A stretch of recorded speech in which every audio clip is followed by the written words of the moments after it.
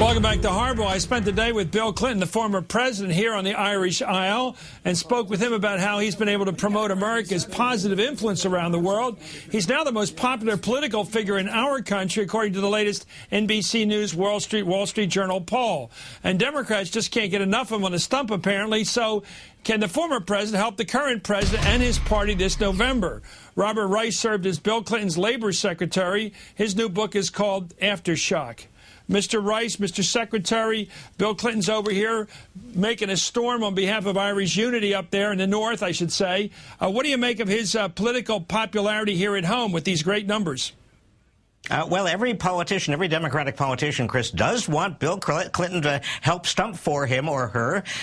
Bill Clinton is the most popular Democrat running or not running. I think that's actually more important. He's not running. That helps a lot.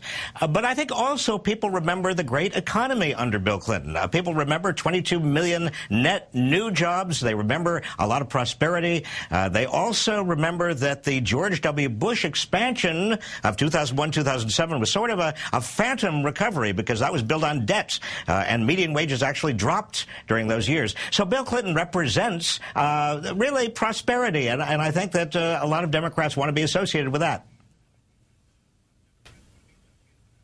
Do you think his ability to position himself as a third way, as a centrist Democrat, was important to our... I'm looking at the independent vote. You probably haven't seen it, but in our Wall Street Journal NBC poll just out late yesterday, he's leading something like 4-1 approval over disapproval. Only 1 in 6 independent voters have a problem with Bill Clinton at this point.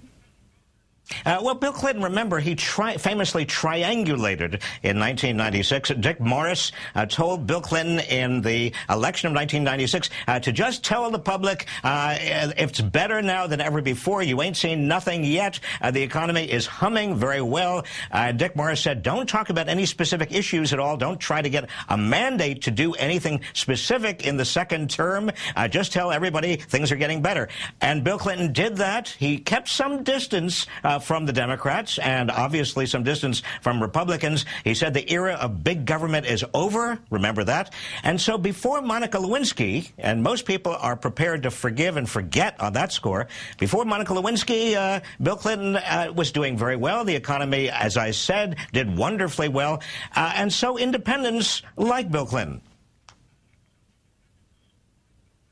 Well, he was doing pretty well in the polls afterwards, too. But I think a couple of things you failed to mention. One is balancing the budget, which goes over very well with the centrists who tend to be fiscally conservative, and also free trade. He was a free trader. Let's take a look at part of the exchange I had with President Clinton. I asked him about the Northern Ireland peace process and what it said about America's role in the world. Let's listen.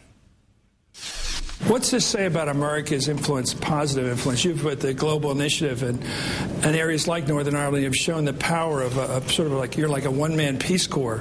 What does that say about the positive attitude of people in the world towards our country? I still think most people think we wish them well. And most people know that even when they disagree with particular things that a president does, that we have no imperialist designs. We're not trying to take their country or their future away from them. I think that's the most important thing. The United States is too big and we're too involved with too many people for any president to be able to take actions that will be universally agreed to all day, every day, everywhere in the world. The most important thing is that people think we're pulling for them and that we want to empower them. For example, in the heat of the Iraq War, which was extremely unpopular in all majority Muslim countries, the United States retained high levels of popularity in all the countries of Southern Africa, including Kenya and Tanzania, which have huge Muslim populations, because of President Bush's PEPFAR program, the AIDS and tuberculosis malaria program. Why? Because they thought we still cared whether their kids lived or died. So they didn't like the America's Iraq policy even any more than a lot of other Muslim countries did.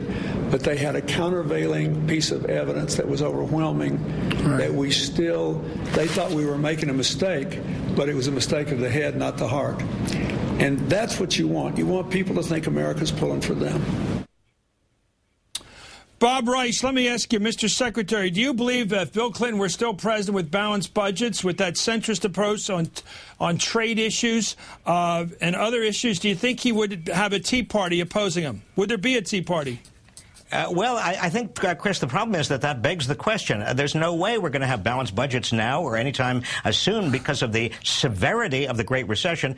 And interestingly, foreign trade, in fact, the whole principle of free trade has become very unpopular in America, much less popular than it was during Bill Clinton's presidency, because so many people are afraid of their jobs and they're worried about their wages and their mortgages and their savings. And so they're very prepared to believe what a lot of people on the left and the right say, and that is that free trade is bad for us. Are you still a free trader? I am basically a free trader. Yes, absolutely, Chris. I think that we've got to have more trade agreements that have labor and environmental protections in them. But I think free trade is basically good. I don't think that our problem, our jobs problem, is fundamentally a problem of trade. I think it has much more to do with the fact that we have not sufficiently educated our population. We have not got out of this Great Recession with adequate stimulus and adequate fiscal and monetary policies overall. I think the Republicans have basically stymied President Obama, who, generally speaking, I think has tried to do exactly the right thing. Thank you very much, Robert Rice.